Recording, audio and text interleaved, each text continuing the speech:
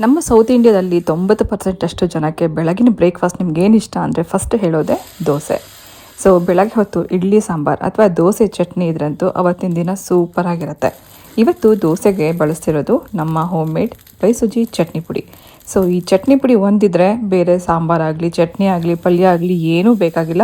ಅದು ಬೆಣ್ಣೆ ದೋಸೆ ಆಗಲಿ ಅಥವಾ ಗರಿ ಗರಿ ಆಗಿರೋಂಥ ತುಪ್ಪದ ದೋಸೆ ಆಗಲಿ ಅಥವಾ ಸೆಟ್ ದೋಸೆ ಆಗಲಿ, ಯಾವುದಕ್ಕಾದ್ರೂ ಸರಿ ನಮ್ಮ ಚಟ್ನಿ ಪುಡಿ ಬೆಸ್ಟ್ ಕಾಂಬಿನೇಷನ್ ಆಗಿರುತ್ತೆ. ಇದಕ್ಕೊಂಚೂರು ತುಪ್ಪ ಹಾಕ್ಕೊಂಡು ತಿನ್ನೋಕ್ಕಂತೂ ಇನ್ನೂ ಚೆನ್ನಾಗಿರುತ್ತೆ.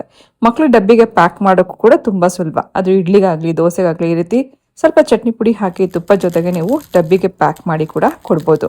ಸೊ ಈ ಎಲ್ಲ ರೀತಿ ದೋಸೆಗೆ ನಮ್ಮ ಬೈಸುಜಿ ಗನ್ ಪೌಡರ್ ಅಥವಾ ಚಟ್ನಿ ಪುಡಿ ಹಾಕಿ ಇವತ್ತಿನ ಬೆಳಗ್ಗೆನೇ ಬ್ರೇಕ್ಫಾಸ್ಟ್ ಮಾಡಿದ್ದೀನಿ. ಬನ್ನಿ ಇದರಲ್ಲಿ ಯಾವ್ದು ತುಂಬ ಚೆನ್ನಾಗಿದೆ ಅಂತ ಅದನ್ನು ಕೇಳೋಣ.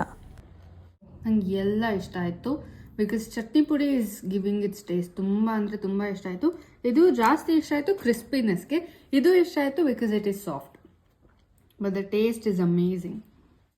ಸೊ ಬೈಸುಜಿ ಚಟ್ನಿ ಪುಡಿನ ನೀವು ಒಮ್ಮೆ ಟ್ರೈ ಮಾಡಿ. ಬರೀ ದೋಸೆಗಷ್ಟೇ ಅಲ್ಲ, ನಾವು ಇಡ್ಲಿಗೆ ಅನ್ನಕ್ಕೂ ಕೂಡ ಇದೇ ರೀತಿ ತುಪ್ಪ ಹಾಕ್ಕೊಂಡು ಕಲಿಸ್ಕೊಂಡು ತಿನ್ಬೋದು.